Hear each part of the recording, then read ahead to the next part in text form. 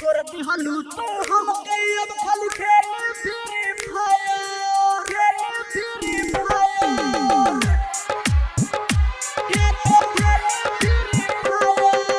कोइलू जब तू प्यार हमसे सुनावत रहलू शायर छोड़ दिहलू तू हमके अब खाली खेले Free Fire DJ Manish Raxaul प्यारी में धोखा देके दिलवा को दिहलू तू घायल तोड़ दिहलू तू दिल जब से खाली खेले फ्री फायर छोड़ दिहलू तो हमके अब खाली खेले Free Fire DJ Manish Raxaul mix by Sanskriti recording studio Janta बाजार।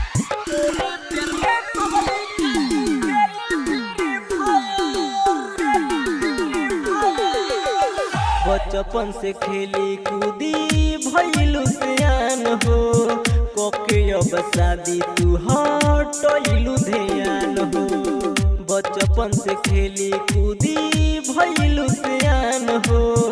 कोके अब शादी तू हटइलू ध्यान हो दूसरा के भइलू हमें छोड़ी गइलू पियावा के संगवा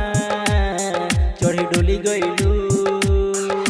जाके ये पकड़ ले हब हम बिजली के वायर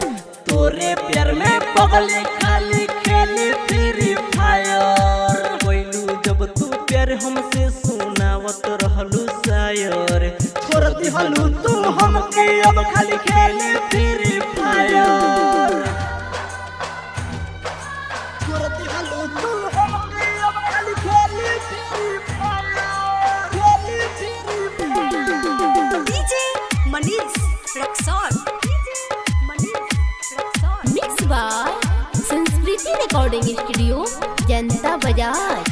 तोरे प्यार में पगले